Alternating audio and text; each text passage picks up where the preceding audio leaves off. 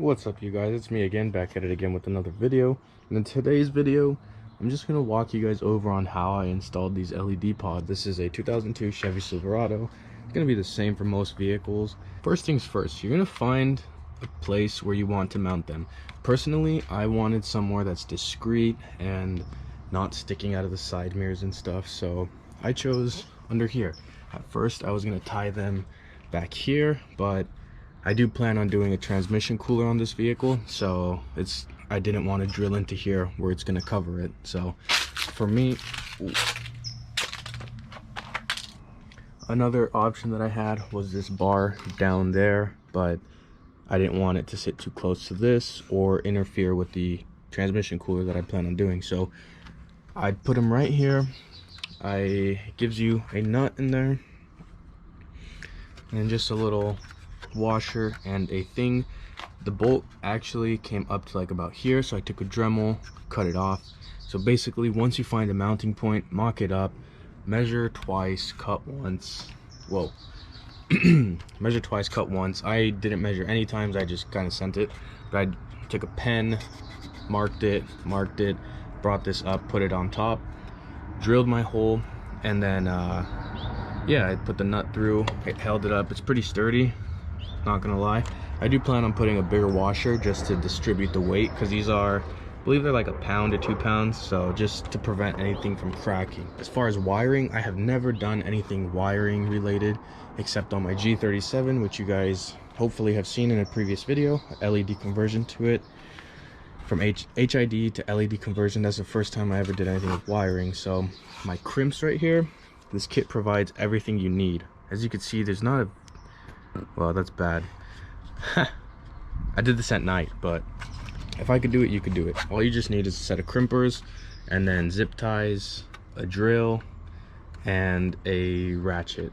Aside from that, you're all good. I ran my wiring through here. This already had a kind of a crack in there, so it's good. But like I said, first things first, found a mounting spot, mock it up, make sure it doesn't touch anything. I had to chop these off because the hood wouldn't close right, and then that shroud wouldn't go on. So let me put back the shroud and I'll show you how like pretty clean it fits. There we go. I put the shroud back on. It's pretty freaking, like, it's not bad. I didn't have to take off this grill or anything. I just did everything straight from over here. I think it looks pretty sick how you have the lights sticking out like this. And then as far as the wiring, everything is provided in this kit.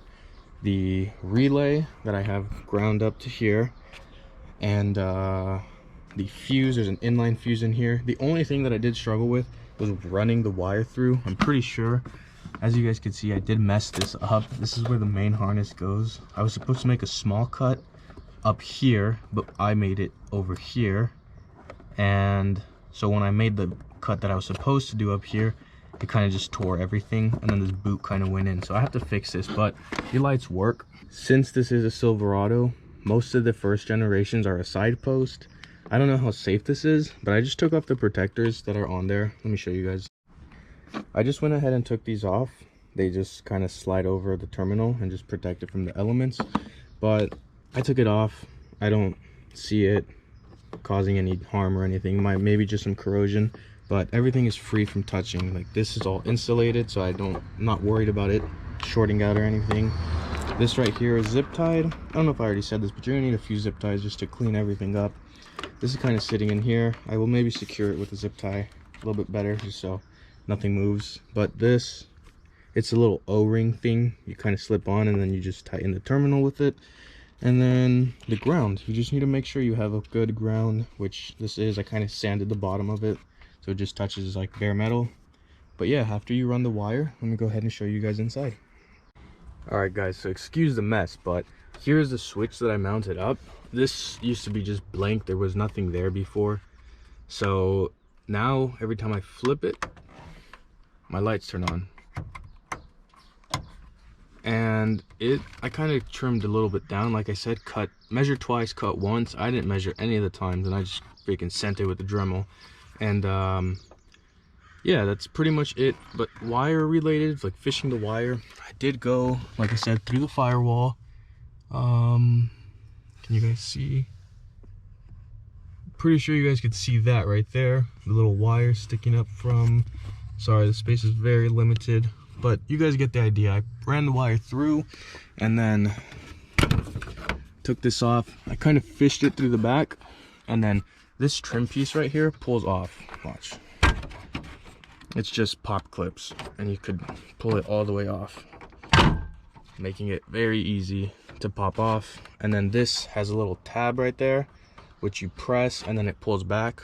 It's on the top actually, and this little cubby comes out too. Eventually I want to get rear lights for the back, since I don't know if I've told you guys, but my plan with this truck now is to make it a tow rig for my vehicle. And so I'm gonna need a panel switch right here to have more controls and stuff for different lights and accessories that I plan on adding. So now let me show you what the vehicle looks like when they're on. There we go. I tested them out last night, so I'm gonna post a little snippet of that.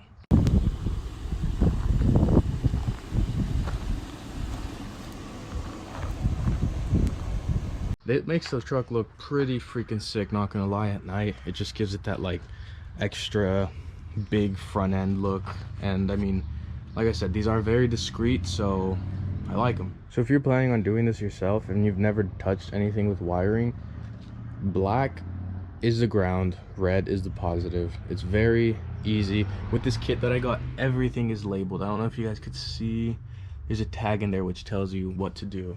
And yeah, the only difficult part, like I said, was running the wire to the firewall. After that, you just place the switch wherever you want to put it, and yeah, I mean, you guys are all good, but just do your research, find out where the holes go that lead into the vehicle. After that, just find somewhere to bolt up your ground, bolt up your terminals. I know you could get adapters from AutoZone. I learned this after the fact that I put them in, but this does fine for me. I don't see why I would buy something else. So aside from that, that's pretty much it. Right now I'm about to be on my way to the shop and get this water pump done, and the radiator hoses, just because it's been a while. These clamps have seen better days and stuff. So like I said, I'm going to be towing with this vehicle. The last thing I want it to do is overheat, pop a hose or whatever. So yeah, please stay tuned. I'm going to start to build this truck. I had other plans of getting a new truck, but it's not, I'm not ready for that step in this chapter. So stay tuned. If you guys enjoy these truck videos, give it a thumbs up. You guys have killed it on my last video of making this truck content. So keep me posted if you guys like it. Drop a thumbs up, drop a comment if you guys have any questions, and I will try to link this product into my description. So yeah, thank you guys for watching.